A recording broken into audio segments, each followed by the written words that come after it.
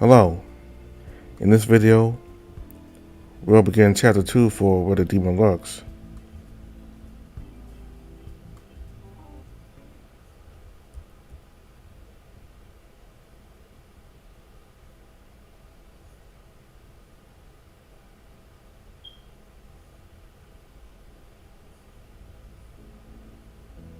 In the Demon Lord's office, Vendrake sits behind his desk while strolling his coffee mug with Reed's #1 boss. Another successful day at work complete, having just approved another upgrade to the security forces around the underworld. He swivels his chair around to observe the 2 golden statues that have been recently erected in his honor. Ever since taking on the mantle of Demon Lord, the pot-bellied demon has made a ritual of taking some time to admire his gifts to himself for a job well done. The statue to Vendrake's left is of himself standing proudly, keeping vigil as the eternal protector Vendrake sees within himself. To his right, a statue of Kobu's father. Vendrake puffs out his chest while looking upon his former master's effigy. My lord. The demon walks over to the statue. His smile falters as he studies the late demon lord's face and senses that something was not quite right. Is that Smudge up there? Begrudgingly, Vendrake returns to his seat. It creaks loudly under the weight of his ample behind. A magical circle appears above his left hand, and he brings it close to his ear.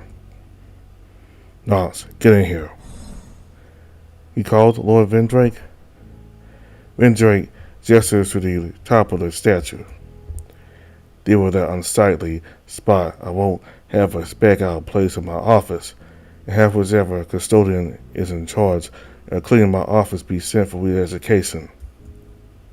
I'm sorry, my lord, but you sent that custodian there just last week. Right now, there are only a handful of them left in this city right now that most demons have been relocated to serve in the torture zones.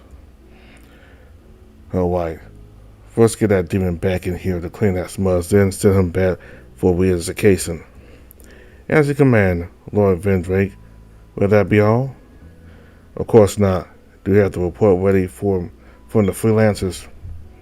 The frog dressed backward.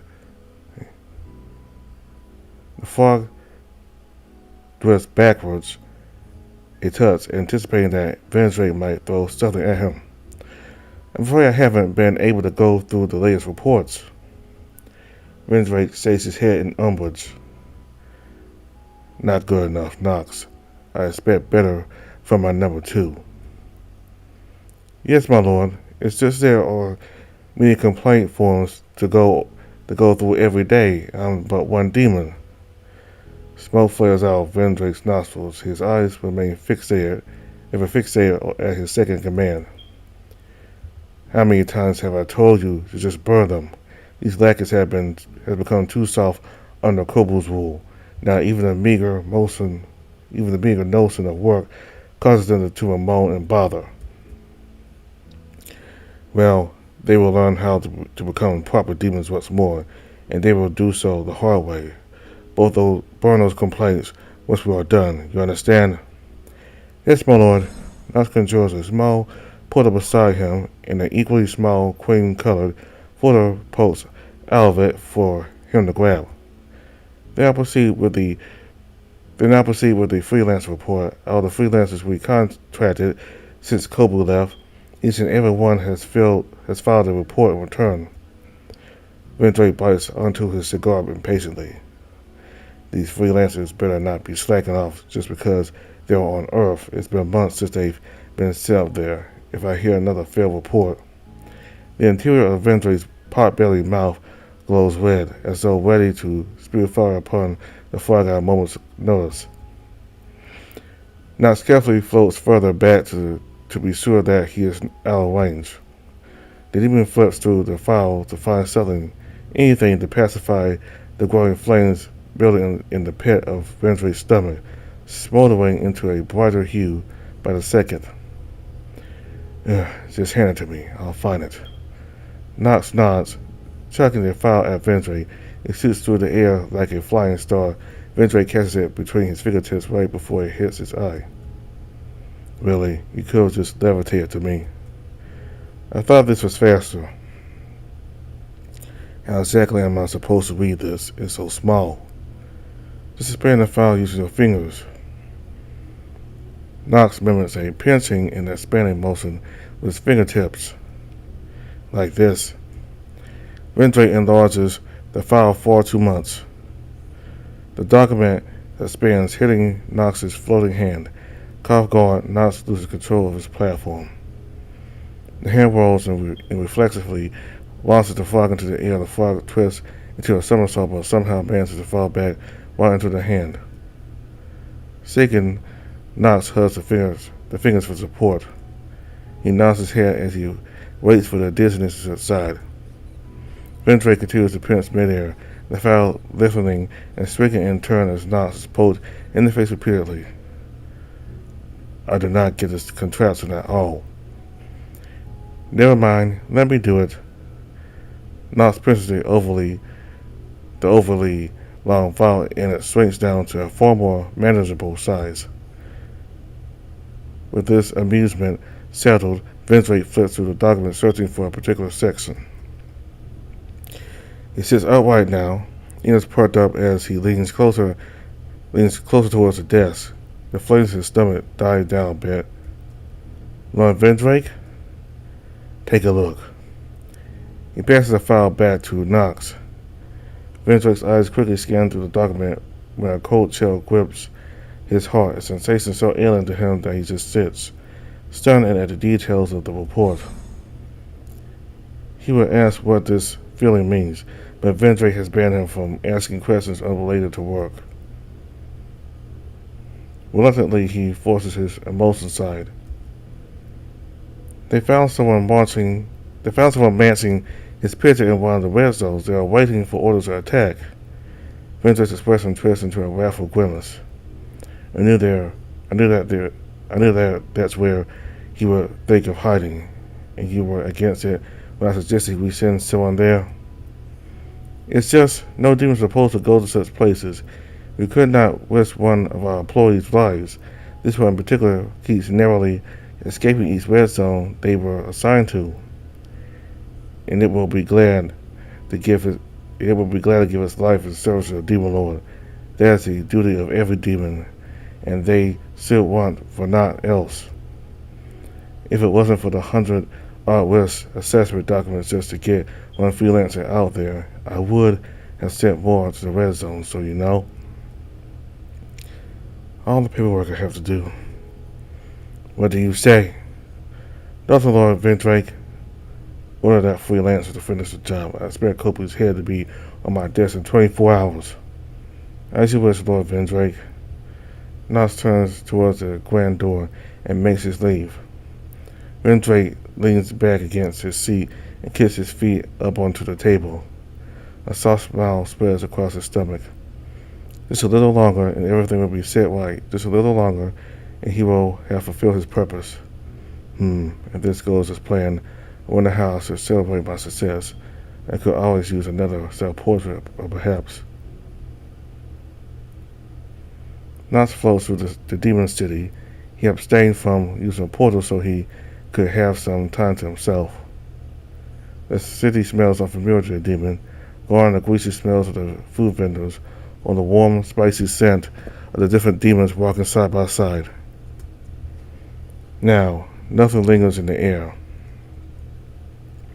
As he floats along the empty streets, he notices a six-legged demon walking through, sucking up the dust that has accumulated. The demon wheezes before leaning against a nearby wall. Clouds of dust escape their lips as they try to catch it in their hands. They gag at the sight of dust, but reluctantly attempt to suck it up into their already engorged belly. Who knows how long it will take to clean up the whole city? He carries on while observing the empty shops as he passes by, most either empty within or boarded up. Nox's mind wanders to the memories of how the city used to be bustling with demonic life. Before that, it used to be just a lush plain of endless metals, a utopia of sorts that beckoned for inhabitants to populate it. Only the demon lord and their generals reside here. Then that's before they decided to open it up to all the other demons. And then development began as the many creatures of the dark created a place of respite for themselves to change the pace for the unending maelstrom of Angus. Knox reminisced about how he would overlook the toil of the demons in the early days, recognizing the diverse architecture of the buildings that came from the mortal realm. It was amusing to him and still continues to be food for thought for the amphibian. What significance is there in the architectural aesthetics of mortals? Do the demons perhaps envy the living for their mortality? Do they simply wish to mimic their ways to find an answer? Maybe they all this for fun. As a general, he takes his role of caring for the demon underlings very seriously, but it is becoming harder to juggle all his roles. Vendrake has forced most businesses to close, especially if he deemed them unnecessary to the process of gathering soul energy. We are trimming the fat for progress, was what Vendrake said. Ironically, the old demon grew fatter while he tried to aggressively reduce redundancy within the company. Knox grows tired of the silence and reopens a report from the freelancer while floating on ahead. His eyes trace the letters of the page, deliberating if there are further meanings that what was written. A pang emanates from his stomach. It must be lunchtime. I wonder if that dinner is open. The diner, a personal favorite location for the Fog, is the only place that serves the triple cheese bugs and fly sandwich that he likes. He recalls Kobu's face when he offered the ex-demon lord half of his sandwich one time. Kobu struggled to hold back the contents of his stomach as he forced the sandwich down. Knox never understood why he did what he did back then. Huh? When he arrives at the diner, the owner, a short blue imp, is hanging up a sign. Close until further notice. The crestfallen imp rests his hand against the door before Knox decides to break the silence. You're closed? Oh, General Knox, I didn't notice you were there. The demon jumps and rolls back, flashing a smile at his superior. Were you summoned? Yeah, I just got my papers today. My business has been marked as redundant. I tried getting a contract to keep my stock going, you know. I told them I could help feed the working demons, but it got rejected. The reason was they already commissioned enough stocks for that job. They picked Vendrake's two favorite eateries. Figures it sucks ass, but don't tell him I said that. I won't. Let's go ahead and happen to the sandwiches then. I'm sorry, General Knox. I don't know what to tell you unless they loosen up on this never-ending crunch. There will be no sandwiches from me. But here, the demon hands a piece of paper to the Fog, the size of it small enough to fit into Knox's hands perfectly. He wonders the possible lengths the imp went to write it down. I meant to give it to you when I saw you. It's a recipe for your favorite sandwich. Maybe you can make it when you have the time. This man thanks for helping me to start my business in the first place. Think enough of it. I was just doing my job. To look out for all the demons. Knox glances at the paper in his webbed hand. He doesn't bother with opening it. Somehow the premise of making his own sandwich is not what's bothering him. Thank you for this, but it just won't be the same. The demon just nods slowly. I'd advise against looking for another place to eat around here. They'll probably be busy trying to meet the demands of the workforce on the torture floors. He walks towards the elevator hub. After a few steps, he stops and glances back. He looks on with misty eyes before finally turning it forward and walking off into the distance. Knox quotes loudly as he stuffs the paper inside his file. His hunger is now overtaken by something else. Several thoughts surface into the forefront of his mind. Relocation of staff in different sectors, a hollow Metropolis, the freelancer report and the master's orders. No! He slaps himself for even once doubting his duties to the demon lord. His feelings have no place in his company. He must fulfill his purpose and obey. That's what a good tool does. He opens the portal back to his office, leaving behind the ghost town and his memories of a better time.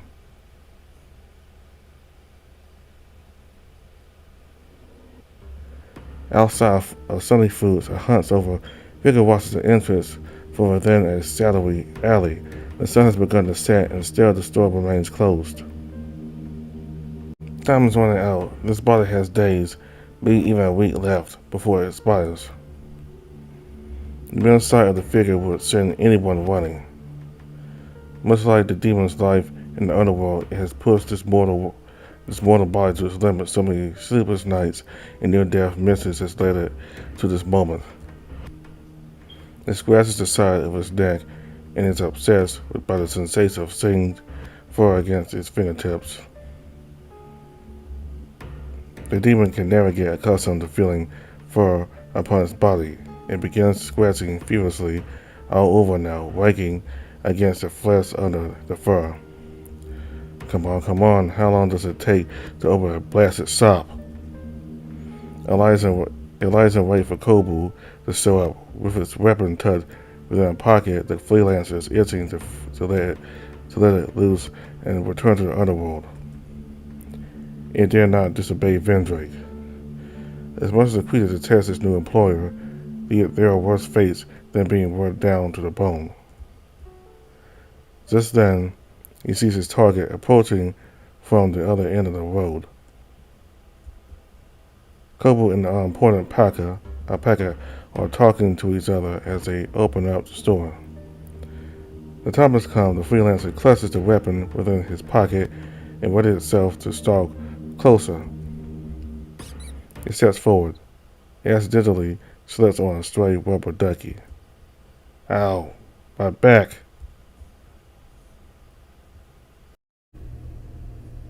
After setting down your bags in the back room, until you get to work prepared for the nighttime shift.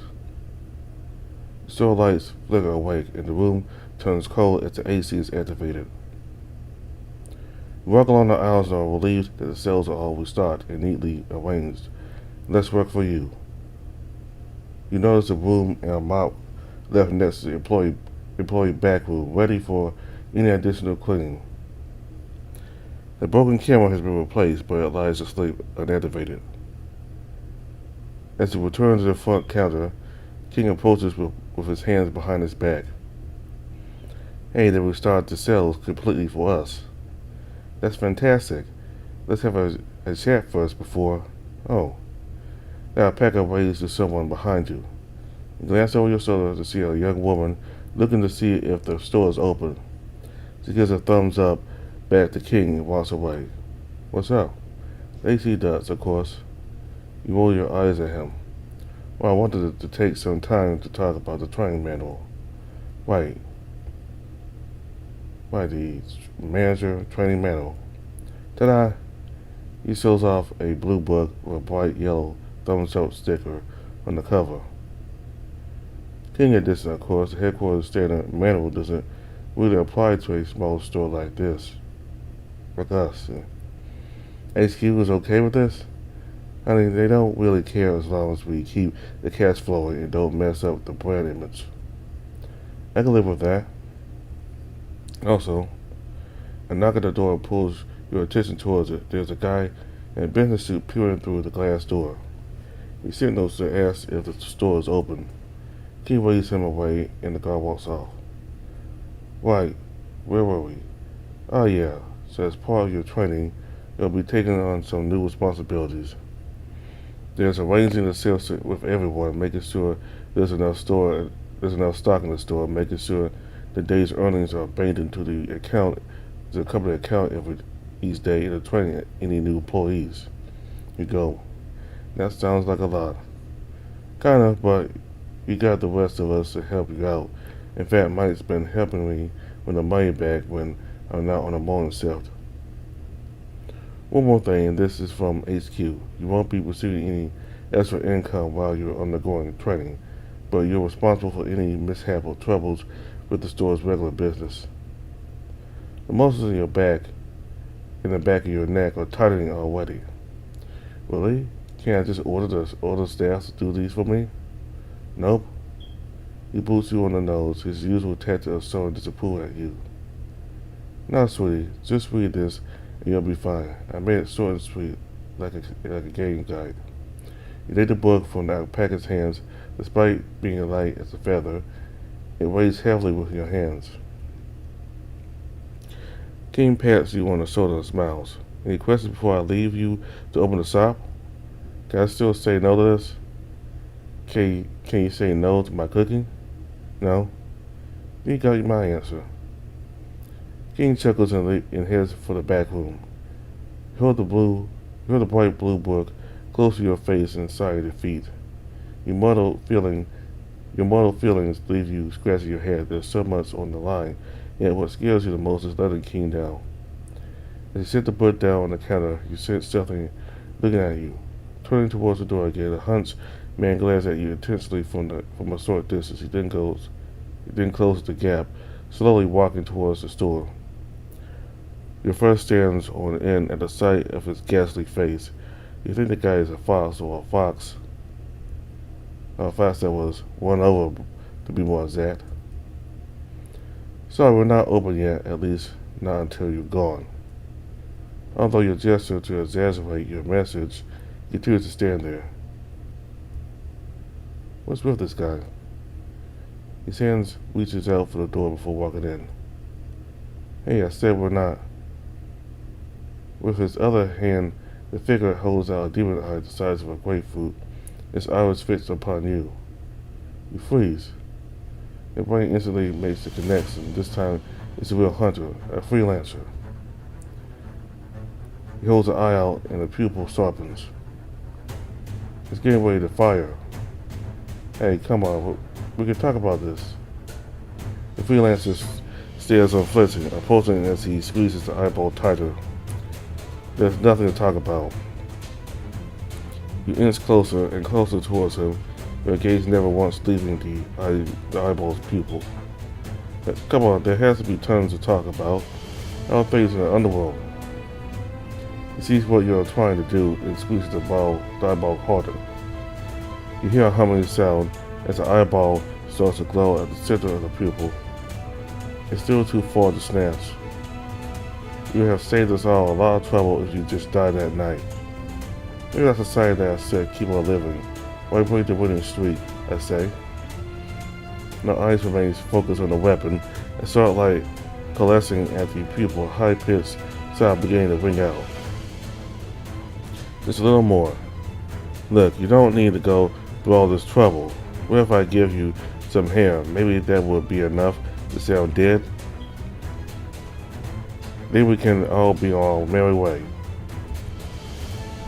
You have no idea the agony I went through to get here, and now you lunge for the freelancer's arm, grabbing hold. You surface upwards, throwing his aim off kilter as the beam shoots into the ceiling. You dig your claws deeper into the freelancer's wrist, trying to force him to drop the weapon, but the demon does not relent. He bellows in pain and throws a punch at your face, but you catch the hand just in time. Locked hand in hand, neither of you can make a decent move. Both of you struggle to overcome one another. One fighting to complete his mission, the other survive. Kubu, what's that noise? Don't come in. Your eyes widen in fear. You can't let King get involved. He swings his leg backwards, landing a powerful blow against your stomach. He gasps as wind is knocked out of you, but your grip does not loosen. You retaliate by kneeing the enemy repeatedly in the groin. They yell out loud and recklessly fire another beam that cuts across the floor. The both of you finally break free. You're forced to stumble backwards, arms flailing as you try to regain your balance. The freelancer twists his knees as he covers his failing jewels. He raises the eyeball again as he looks up, but you've already made your move. Dashing towards him, you cover the extra distance with a broom you manage to stance, then smack the eyeball from his hands. 4. It flies in the air, then bounces among the rails of the sails. You bring down the broom again on your foe's face, then make a run for the weapon. You hear a loud hissing sound by a thud, but choose to not look back. Ahead of you is an eyeball, nestled comfortably in between a row of chips. I need to destroy it, but how? Your thoughts are interrupted by the sound of loud footsteps above you. Turning your head up, your jaw drops. The freelancer on all fours, is crawling as a spider, rushes to its prey, their eyes more bloodshot than before. The breathing is erratic and every fiber in your body tenses. It's a race to the eyeball. The freelancer leads ahead and stands the weapon before you do. You need to slip but manage to turn and start your retreat towards the counter. I'm not going to make it. The sharp hum of the weapon fills your eardrums with more. This is it. This is the end. You close your eyes and hold your breath, your mind desperately hoping the beam will miss. When suddenly you feel a powerful force push you away just as you step out of the aisle. As you fall to the side, you see King's right eye expressing. Then the beam hits him in the side of his chest. King! You slide over to grab his fallen body and cradle him in your arms. King, say something. King squirms in your arms, panicking. The sound of the weapon rises and pits again. You hold King close to yourself, shielding him from the approaching foe. His footsteps seem to echo loudly as he gets closer and closer to you. Clenching your eyes tightly, you scream in fear. Die! He squeezes the eyeball again, but nothing happens. Instead, the light coalesces around the pupil dissipates, and a buzzing sound goes off as an error message flashes. Warning, error code 69, the eye has been fired on a living mortal, ejecting demon now. What? No, he's right there, I can't. Ejecting. Bright blue sparks fire out of the eye, sucking the freelancer's entire body. It screams and settles in pain. The host's body collapses to the ground. However, a red outline of a demon is left standing on top of it. The eye then turns to it and blasts it again with electricity before sending the demon falling beneath the earth. No! Drained of its power, the eyeball falls and rolls over to you, but you don't notice. You open your eyes and see King flailing his arms about. Kobu, I can't see what's happening. It's all black. King, I'm here. Everything's going to be okay.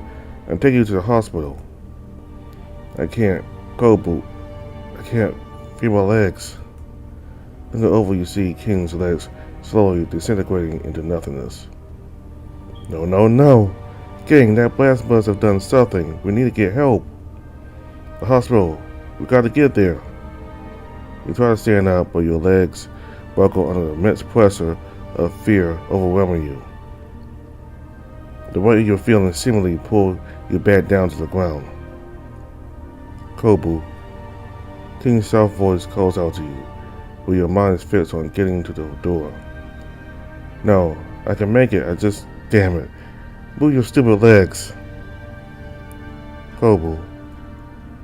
Your friend's loud cry forces you to look at him. You're on the verge of tears while he just looks at you with a weak smile.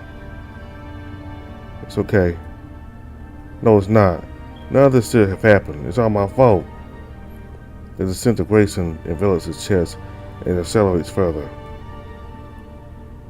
No, don't say that. I'm glad you're safe. In between ragged breaths, your voice breaks as you repeat his name. King. Make sure to eat your meals right, okay? Please tell my parents I love them too. No, King, please, stay with me. It can't end like this. Kobu. I'll save you, just hang on. King! His voice fades away with the rest of his body. King is no more. King. No, not like this.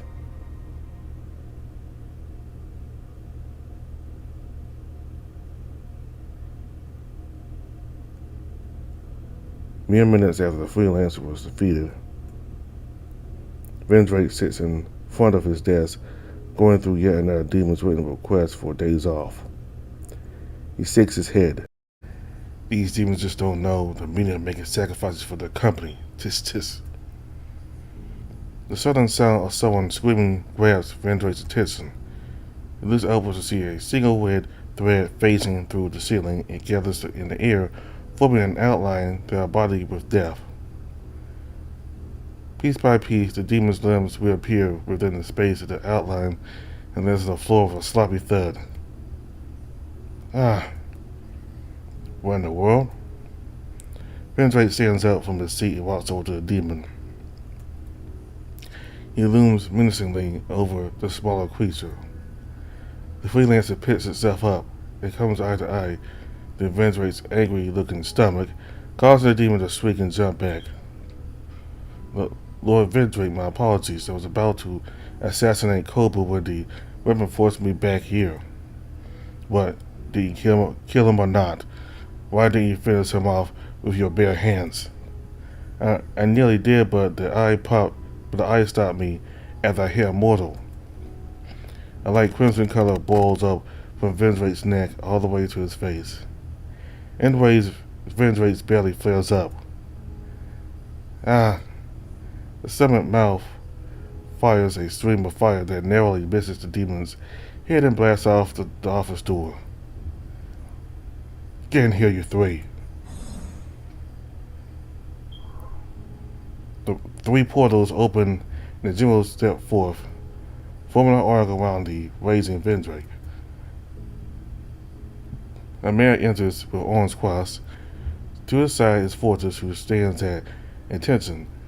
Knox is the only one across from them, a blank expression plastered on his face. Amari. He points at the cat accusingly. The cat demon simply tosses his nose in the air, barely making eye contact with his superior. What? Care to explain why the weapon you made for the freelancer sent him back here before you could finish the deed? A mayor rolls his eyes. Obviously because he triggered the fail-safe mechanism and got the alert just now. That dingbat shot a mortal. Look, he's in here. One of the cat demon's floating hands conjures out a vinyl disc with a king's face in the middle. It even has a title written on it, King of the Store. Vendrake crosses his arms in a huff. I don't recall instructing you to put such a function in the weapon. I wonder if you had intentionally tinkered with the weapon to fail on purpose. Vendrake's belly glows red again, ready to spit fire at the cat. Amara scoffs. I would never intentionally make a tool that never works. Just because you didn't have the foresight to see your goons messing up doesn't mean I would allow it. Last I checked, it was against the rules to end mortal lives. Vendrake's eyes narrow as the mouth of his belly closes. Fortress relaxes his shoulders while Knox continues to watch the scene play out. Though silent in the fire's head, dozens of questions are left unspoken. What is the meaning of the words upon the vinyl disc? Why did Amari pick a vinyl to put a living being inside to begin with? If I put the vinyl under my finger, what music come out of my mouth? Vendrake turns his attention back to the trembling freelancer. So, freelancer, it's on you now. I'll let you skip the paperwork and explain directly how it is that you failed. And if I'm not satisfied, you will face the greatest torture a demon could suffer within the underworld, a disciplinary hearing in the next 100 days with Ellen from HR. No, not Ellen. Then your employee card will be forever stayed with her landmark. No more opportunities to advance in the company, reduced day off applications, no more free coffee privileges. You already cut coffee privileges a month back. And worst of all, no more healthcare subsidies. No, not that. Anything but that. Please, I swear I would have done my job right if the alpaca didn't push Kovu out of the way. Please, don't take my health club. Don't take my health care plan. I can't afford a fang checkup cost of my own. He puts Kobu out of the way, Interesting. Very well, I will overlook this mistake, freelancer. Know that your ruler is a sympathetic one. Now back to the torture floor with you. Vendrake mercifully summons a portal behind the demon. The lowly creature pathetically quiets and bows, now stepping backwards into the portal. Everyone's eyes are upon Vendrake, wondering, what is he planning? The demon returns to his seat and points to Mary. So that mortal is within the disc. Yes, body and soul. Free him, unlike a world with Kobu's savior. You can't do that. He'll see us. He'll see all of us. Living mortals aren't supposed to be here. Silence, Fortis. I wasn't speaking to you. If you have time to run your mouth, you would do better to train your brothers to guard the gates more efficiently. Fortis closes his mouth and looks to the floor. He clenches his fist and bites his tongue as if holding back a needless argument that he'll lose. Amari, I just want to talk to the little mortal. Help the mortal process what he saw. Now do as I say. But I don't have another way to put him back in the desk after I take him out. If I blast him again, maybe he'll be forever stuck as the next disc. No buts, or it will be your butt going for re-education. The rest of you better keep your mouth shut while I do my job. He waves his finger to all three generals like a school teacher telling the students off. Do it. Shit. Amari puts on a pair of gloves and sets the vinyl disc down in midair. He brings a finger close to the surface, just barely touching it. The disc now starts to spin slowly, vibrating, playing a gentle tune out of Amari's gloves. Then with a few quick turns of the disc, the tune changes as thin green notes spin out of the grooves. The melodic notes gather before the group, spinning rapidly, the manic tune preceding a blinding green hue, out of which King appears. What? King grabbed the side of his pants and looks dumbfounded at his surroundings. Now Packer's knees are trembling at the sight of four vicious-looking characters staring at him. Their unusual eyes and appearances lead them to one conclusion. Oh God, I'm in hell. He grips his papandor while he breathes rapidly. Oh my God, oh my God! Welcome to the underworld, mortal. This may seem alarming to you, but be assured you are very much still alive. I'm alive? Oh no, have I been sent here early because I took that extra free sample at the store the other day? I swear I didn't know that was such a sin. No, mortal, that's not why you are here. Let's start with something simple. What is your name? I'm King Domwick. Nice to meet you, King. I'm Vendrake, the Demon Lord, and these are my generals who helped me govern this realm. Do you remember anything about what happened before you arrived here? Last thing I remember was the store. I got shot. Yes, that unfortunately was a mistake for one of our freelancers. He was after an escaped fugitive, you see. A fugitive? Yes, a demon who may bring harm to the balance of our world the longer he stays on Earth. Who are you talking to? You know who, Kobu. King's eyes widen. No way, I know Kobu. Who's my friend? He's not a demon. That's what he wants you to think. He's only using you to hide his tracks. Why else would he keep this a secret from you? How long have you known him? Can you really trust someone you spent so little time with? I know him for over a year. A year. I forget how quickly your kind expires. To him, a year is no different from a month. Don't you think something is off? Why would you end up here talking to us, beings of immeasurable power? Surely you are not that in denial of the truth, as if he has convinced you otherwise. I wonder what other lies he spun. King stands in silence, his hands falling to his side. Face it, your friend is a wanted demon. Both Amar and Fortress shift in their positions. Knox remains unwavered and unblinking. He will say and do anything to avoid facing justice, but he can change that. You can help us, and in doing so, I can promise your standing during your time of judgment will be more favorable. King's voice is low and soft now. What are you asking me to do? I can see you back, King, like nothing ever happened. I just ask that you help me finish the job. We'll give you the tools you need and won't leave any mess. With a snap of his fingers, Vendrake conjures up a large eye, just like the one that sought King. The eye floats towards King and hovers just within his reach. King reluctantly grabs the eye and stares at it. Vendrake's face breaks to a smile, until the alpaca throws the eye right back at him. Fortress gasps while one of Amari's floating arms gives a thumbs up to King. The eye slides off Vendrake's face. He slams his hands on the desk and abruptly gets up. Insolent mortal, you dare strike the demon lord? He reaches into his stomach and pulls out the golden scepter.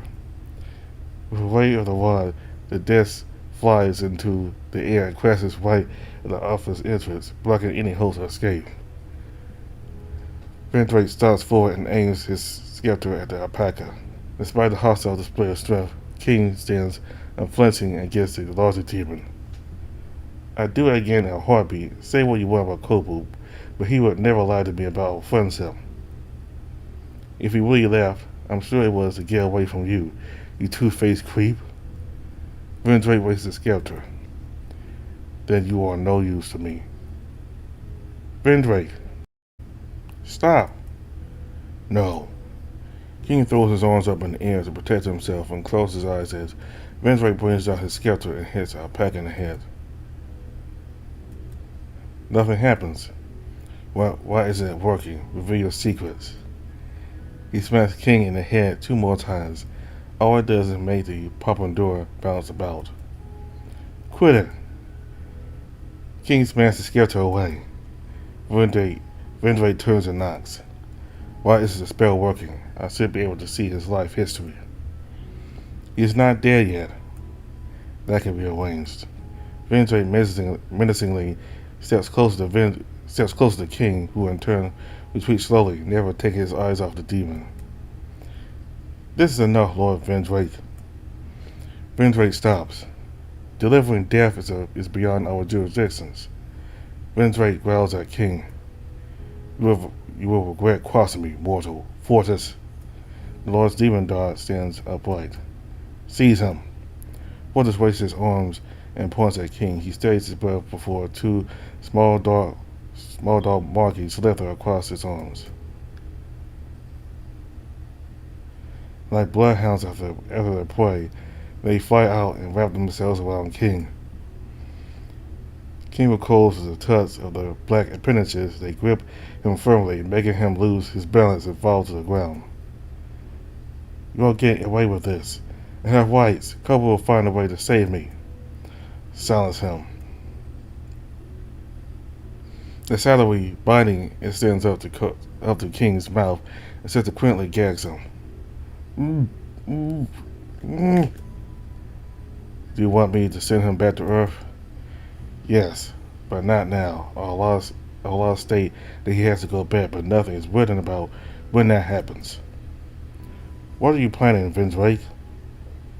Vendrake points at King once more. So you really believe he will come and save you? Well, dear boy, let's see him try, if he lives long enough to even do so. Vendrake walks back to his seat and summons the desk to its original place. Lock the mortal up somewhere, Fortress.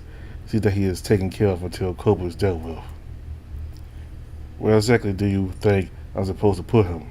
We didn't build dungeons for keeping living mortals. Just stuff him in the pantry for our care. Figure it out. Fortress scowls but remains silent. He walks over to King's scrawling form and throws the alpaca's body over his shoulder. Yeah. Fortress opens a portal. Wait. Huh? What's wrong? We don't know how a living mortal's body will react to the magic of our portals, even more so after I just turned him back from a disc. Besides, if he's staying, I'd like to run some experiments on him if I get the chance, so I definitely need him to remain intact. Mm. Eh, let's take a rain check on that, Amari. But sure, the long way it is then. Walters walks out of the office with King hanging from his shoulder. So, are we done here? For now. Amari and Knox both open their portals and leave. Left alone, Vendrake sits in quiet contemplation. Not mortal's unwavering glare remains stuck in the demon's mind.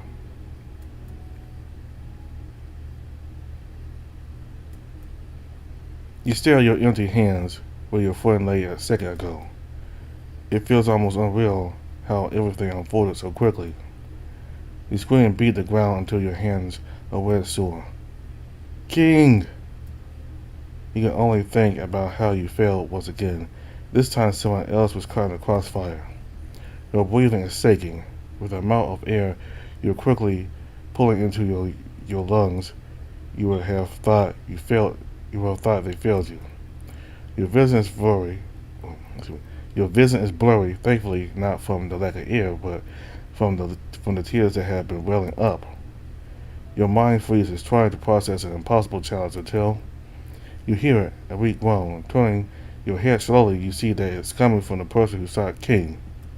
A miracle, your breathing is under control now. Your mind begins to focus. You feel the urge to wrap your hands around that bastard's throat, but you don't. You need answers. You seize him by the collar of his shirt and pull his face close to yours. You. Why did you do this? Why did you get King involved? What sick promise did Vendrake make? The person blinks and then opens his mouth without saying a word. His gawking is getting to you until he starts to sniff and cry.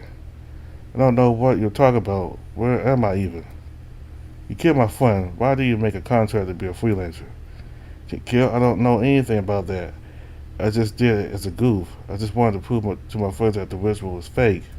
You rise to your feet and drag the pathetic person out the door before throwing him onto the street. If I ever see you in this town ever again, I'll see you to the underworld myself. The person screams as he crashes into the pavement before running away. You stumble back into the store. Your legs begin to buckle as you're forced to grab onto the counter to hold yourself up. Thoughts and emotions return like an unwanted guest, knocking eagerly at the door for you to open it in your mind's eye. You clutch the left side of your chest. Huh? Your ears pick up the sound of something vibrating. Scanning the room, your eyes fall upon the weapon left on the floor. You walk over and pick up the cursed eye. The device starts to shake from the force of your grip. You want to throw it hard against the wall and be rid of it until you realize that something is displayed across the eye. A blue text reads, unknown non-demon entity sent to our mayor's labs for investigation. You blink several times to reread the sentence. Sent. And sent King to the underworld. He's not dead. The news revitalizes your spirit. Without a shred of doubt, you decide you need to get to the underworld and bring back King. But how? But how do I go back down there? That brief spark of hope is at risk of blowing out. Even if I get there, I doubt Vendrake will just let me leave that easily again. I need help, but who? The angel Lucian? He was sent by God. He could be a powerful ally. But what about Morris? He's been in this town for a while. His tricks and knowledge of magic could come in handy. Maybe he knows a way to save King. There again, the two of them will have their own agendas. Both want something out of you. Maybe it's better to call on a favor Toast owes you.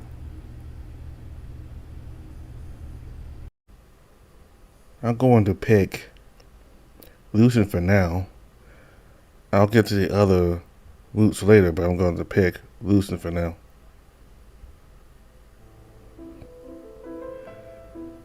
I'm certain that Lucian can help me. You rush to the back room to get your bag and head out of the store.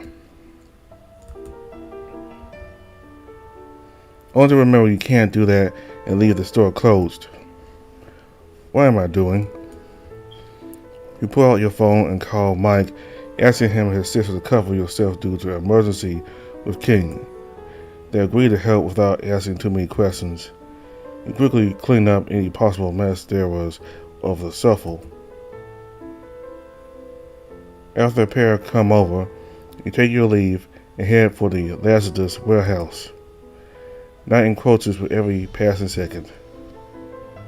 You walk as fast as you can to your destination, all the while your mind is pestered with thoughts of King being imprisoned or tortured in the underworld. Once you arrive at the gates of the workshop, you see the crowd of workers exiting the premises. The warehouse takes on an orange hue from the rays of the setting sun. This building is wide enough to fit an entire football field, and King once told you this is where many eateries such as the shopping mall and selling foods get their produce. From the sea of blue-collar workers, you spot Lucian waiting at the other end of the gate, looking at his feet. You wait for the crowd to thin before approaching him. Lucian. The dog turns to you and smiles. Kobu, you came finally. I've been waiting for so long. People start throwing coins at my feet. Ready to return and settle in back at your old job? Right, about that. Listen, can we find somewhere more private first? You notice the serious look in your eyes that stands upright. Alright, come with me. He leads you around the compound's exterior to an alley filled with shipping trucks lined up back to back. After making sure no one is around, the angel leans against the back of one of the nearby vehicles. You uneasily focus on his feet rather than meeting his gaze. Why do I get the feeling this isn't about going back to the underworld? There was an attack at the store. The angel raises an eyebrow. What? A freelancer came and sought King. A freelancer? Yes, those demons that make contracts with mortals so they can use their bodies to roam the earth. One of them came, and now I think King's trapped in the underworld. How do you know this? You pull out the eye from your bag and hand it to Lucian. He gives it a spin and even a quick shake. The eye somehow becomes bemused by the ordeal. Indeed, if this is to be believed, whatever it saw got sent back to some laboratory. He tosses the eye back to you, and you store it snugly within your bag. That's why I need you to help me get to the underworld, save him. I don't know what's going to happen to him while he's down there. I don't see what there is to worry about. Don't all mortals end up there eventually? Not like this. Also, how dare you? We demons swore to minimize interference with mortal lives, and that especially means not killing them. There. If he isn't supposed to be in the underworld, then Vendrake has to return him. He wouldn't, not without checking what King knows about me. If Vendrake finds out, he would never let him go. He clenches his fist tightly. All this fuss over a single soul, what does this mortal mean? Why does this mortal mean that much to you? Unless you see the shadow of the angel moving closer, looking up, the angel smirks. Unless, do you have feelings for him? This isn't funny. You're right, it's an unnecessary mortal emotion. The whole idea of a demon in love with a mortal is a fairy tale. Lucian sits back and regains his regal composure. Can we focus? He's my friend. He's in danger. I have to save him. And you'll do anything to bring him back? Yes. Lucian tilts his head upwards. His stern gaze places a strong pressure upon your shoulders. No matter how hard you try, the feeling doesn't go away. He has you right where he wants you. Then I'll help you if you return to the underworld and take your place back as Demon Lord. As he speaks those words, the cold look in his deep blue eyes gives you goosebumps. Then that means an eternity back in the underworld, stuck behind your lonely desk staring at paperwork. When you have Vendrake's aid, you are messing up over and over again. If you are to face it alone, would you single-handedly bring the underworld to its knees? Worst of all, can you live doing something that you feel no love for any longer? Your lips tremble at the thought of going back. Silently, you slip your hands behind you. Okay, I'll go back if you help me say King. Lucian's tail wagged happily. Perfect. I can't wait to report back to Gary. He'll be so ecstatic. Maybe he might even consider me for good boy of the year. You simply look at him without saying a word. He remains unaware that you have your fingers crossed behind your back. Where do we go from here? To your home. What? But King, you're in no state to be doing anything else for now. No way. We don't have time. We need to. Lucian flicks a finger on your forehead and you fall onto your back. King isn't going anywhere, and you know it. Now, let's go back to your place so you can rest. There's much to do before we can even reach the underworld, and I need you in one piece to do so. You have nothing to say. Getting up feels like a monumental task now. Maybe he is right, not that you would admit it to him. He extends a hand out to you to help you up. Fine, but you're sleeping on the sofa. I don't mind as long as I can finally take a warm shower. You're way too relaxed about all this. Au contraire, Kobu. The smell of grease and gas is starting to fuse with my clothes. It's so unbecoming of me. Really? Your clothes? Well, forgive me, but angels have more sensitive noses than others. He bends close to sniff you and quickly pulls back. His face as pale as a sheet. You lift your right arm and smell yourself. What's this deal?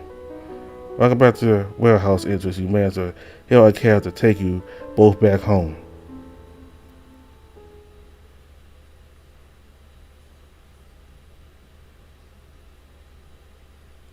Hey. You hear a familiar voice somewhere out of reach. King? Hey.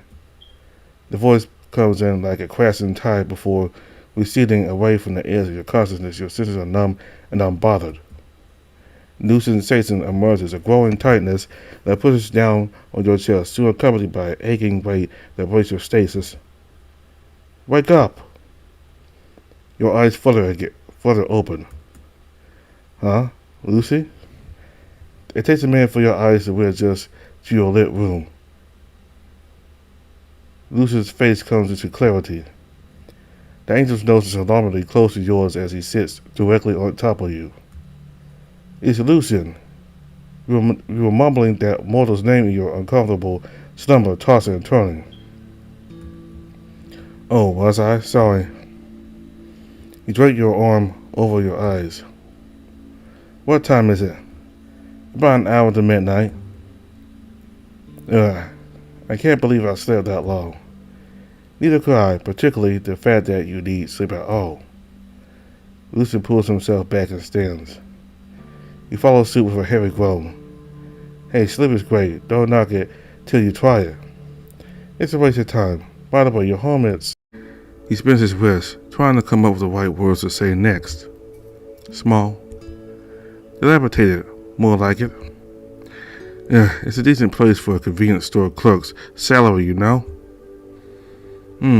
I see your finances are well spent. His eyes trail off to the pile of video game cases stacked haphazardly in the corner of the room. Your shoulders droop under the weight of Lucian's judgmental gaze. That's not important. It's my money. I can do what I want with it. How the mighty have fallen. It looks like you spent your years on Earth collecting junk. What is this?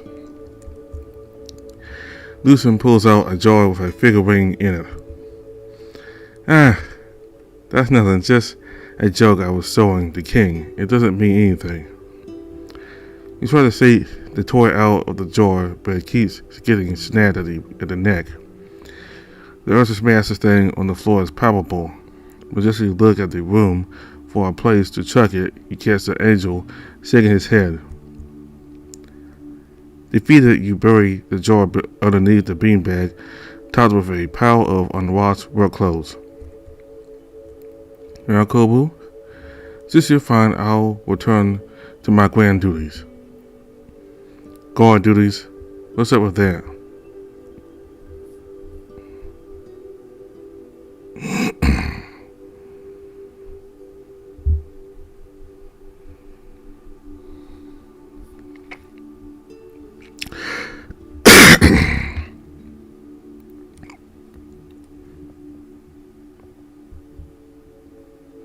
By the way, your homemates, he spins his wrist, trying to come out with the right words to say next.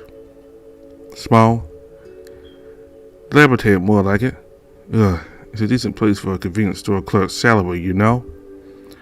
And I see your finances are well spent. His eyes trail off to the pile of video games cases stacked haphazardly in the corner of the room. Your shoulders droop under the weight of Lucian's judgmental gaze. That's not important. It's my money. I can do what I want with it. How the mighty have fallen. It looks like you spent your years on Earth collecting junk. What is this? Lucian pulls out a jar with a figurine in it. Ah, that's nothing. It's just a joke I was showing the king. It doesn't mean anything. You try to shake the toy out of the jar, but it keeps getting snagged at the neck. There is this massive thing on the floor is palpable, but just as you look about the room for a place to chuck it, you catch an angel shaking his head. Defeated, you bury the jar underneath the beanbag topped with a pile of unwashed work clothes. Well, Kobu, since you're fine, I'll return to my guard duties. Guard duties? What's up with that? You didn't really expect me to just sit around while you sleep, did you? I've been using my powers to set up protective charms around the apartment. Oh, thanks, man. Sounds like an exhausting job. Phew. A few dozen charms is nothing for an angel of my caliber. Go to the journal again.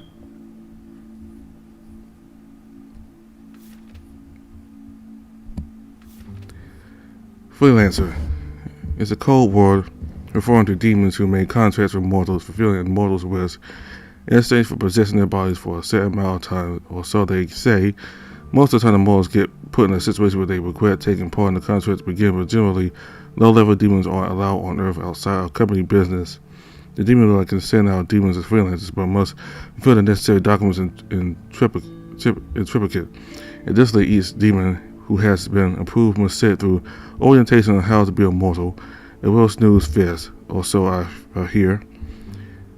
There's even an hour-long talk on the importance of blinking, although I wonder how many thugs Vendre sent in order to find me.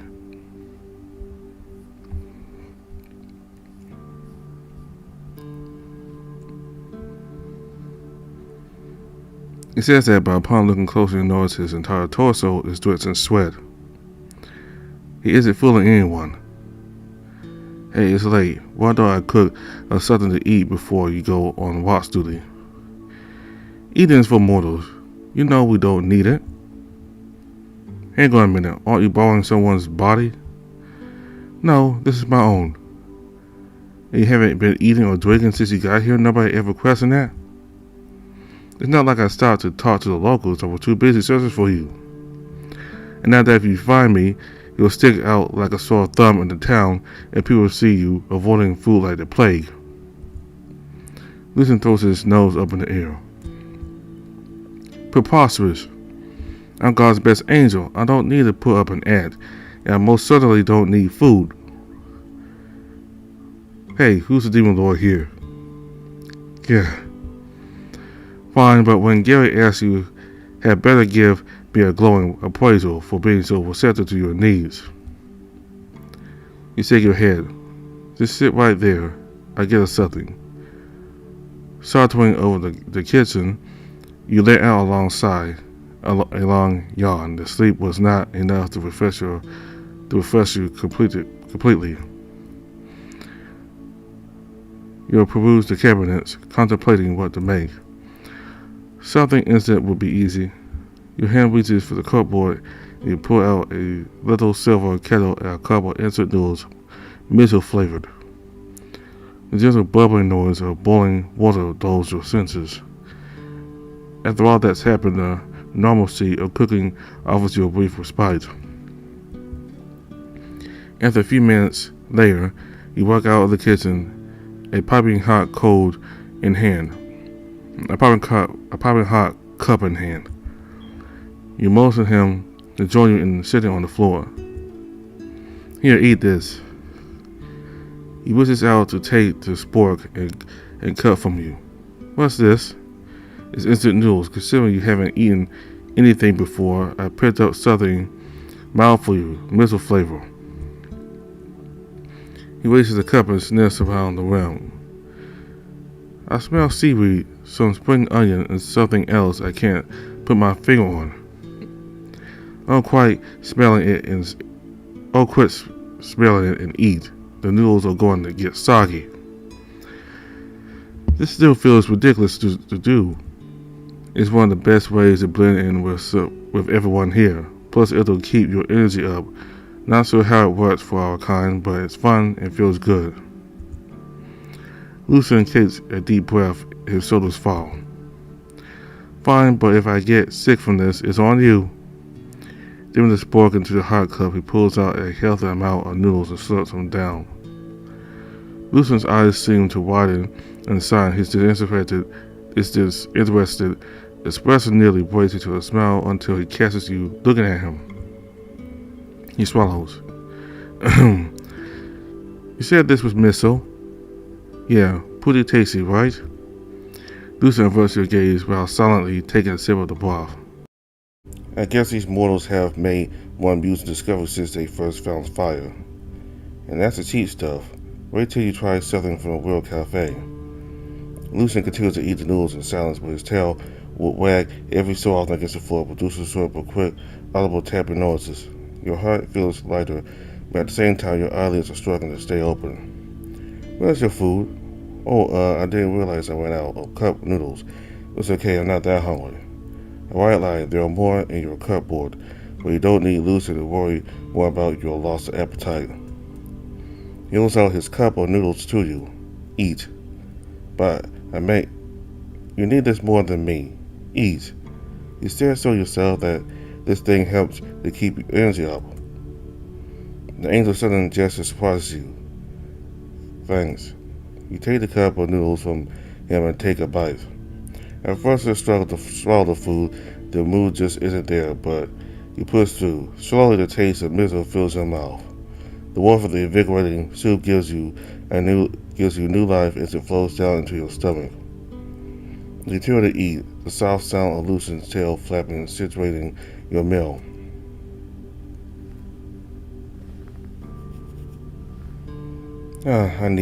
I guess the mortals have made more amusing discoveries since they first found fire. And that's the cheap stuff. Wait till you try something from a real cafe. Lucian continues to eat the noodles in silence, but his tail would wag every so often against the floor, producing short but quick, audible tapping noises. Your heart feels lighter, but at the same time your eyelids are struggling to stay open. Where's your food? I didn't realize I ran out of cup noodles. It's okay, I'm not that hungry. A white lie, there are more in your cupboard, but you don't need Lucian to worry more about your lost appetite. He holds out his cup of noodles to you. Eat. But you need this more than me. Eat. You said so yourself this thing helps to keep energy up. The angel's sudden gesture surprises you. Thanks. You take the cup of noodles from him and take a bite. At first it's a struggle to swallow the food, the mood just isn't there, but you push through. Slowly the taste of miso fills your mouth. The warmth of the invigorating soup gives you new life as it flows down into your stomach. You continue to eat, the soft sound of Lucian's tail flapping and situating your meal.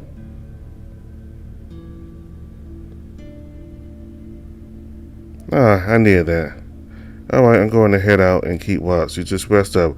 Come morning, I'll let you know what we need to do. Okay, thanks. I'll just lie here for a bit before going to bed again. Lucian stands up and leads you to your thoughts.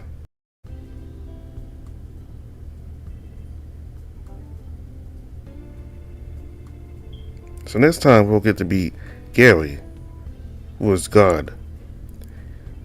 He's like the counterpart of the Demon Lord who runs over hell. Gary runs over heaven, which they call up above. So the next video we get to see Lucian's conversation with Gary.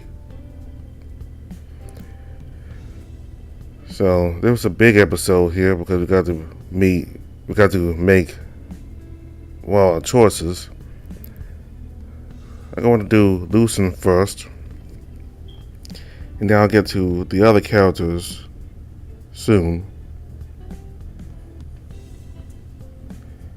Lucian sounds kind of like the pompous type, just kind of like very pride. Takes a lot of pride in himself as an angel and kind of condescending towards mortals.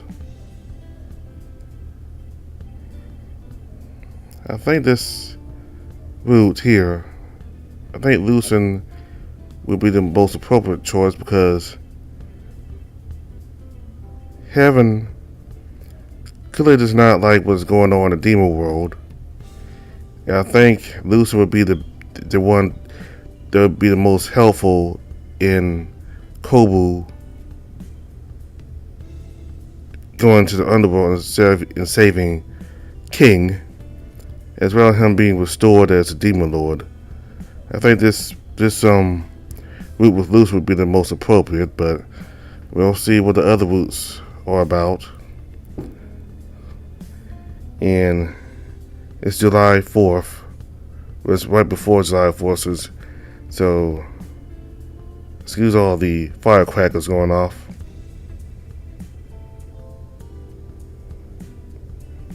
So